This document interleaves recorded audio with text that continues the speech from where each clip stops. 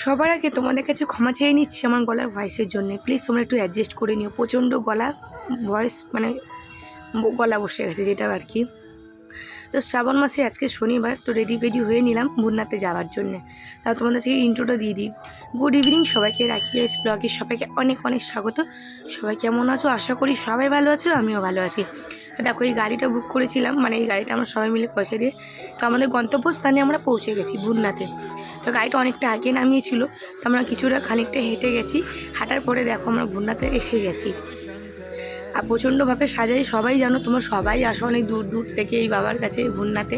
এই যে বাবার মন্দির, আর খুবই ভালো লেগেছিলো। আমরা যে টাইমটায় গেছিলাম সেই টাইমটা তো ভাটা পড়ে 12:30 1টা নাগাদ, তো ভাটা ছিল সেই টাইমটা, জোয়ার ছিল না। যাই হোক, তো আমি ভিডিও ক্লিপস নিয়ে নিলাম তোমাদের সাথে শেয়ার করার জন্য। আর আমার তো প্রচণ্ডভাবে খুবই প্রিয় একটা জায়গা, সেটা হচ্ছে গঙ্গার ঘাট। কার কার প্রিয় গঙ্গার ঘাট, প্লিজ সঙ্গে কমেন্ট সেকশানে কমেন্ট করে জানাবেন। তো এদিকে দেখো গঙ্গার ঘাটে যাবো আর চা খাবো না তা কি হয়?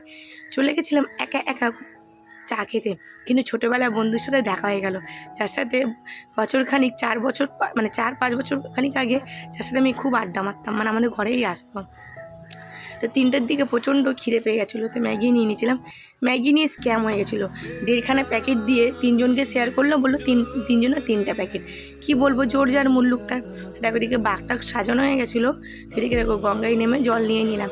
আমি বাবা বাঘটাক নিয়ে যাইনি, আমি পারবো না যেটা সেটা করে তো লাভ নেই লোক দেখিয়ে। আমি যতটুকু পারবো আমি ততটুকু তোমাদের সাথে শেয়ার করেছি। তো সারা রাস্তায় হেঁটে এসেছি, বৃষ্টিও পড়ছিলো, সেই ভিডিও ক্লিপসটা তোমাদের সাথে নিয়ে নিতে পারিনি। হেঁটে একবারে পরের দিন সোমবার, এটা ছেলেকে বাঁকে করে জল দিয়েছিলাম, ছেলেকে পাড়ায় মন্দিরে ঢালানোর জন্য। পাড়ায় মন্দির ঢেলে নিয়ে চলে গেছিলাম পাগলা বাবা মন্দির, কারণ আমার মানত আছে ওকে নিয়ে। মাও গেছিলো, বাট মা চলে গেছিলো দাদুদের বাড়ি। তো এটা ভিড় দেখছো, এত ভিড়। তো আশা করি বুঝতে পারছো এত ভিড়ে কী করে ভিডিও করবো। রাত্রির এই যে ছেলে আর আমি এই বাড়ির দিকে যাচ্ছি, এখন রাত্রির 11:25।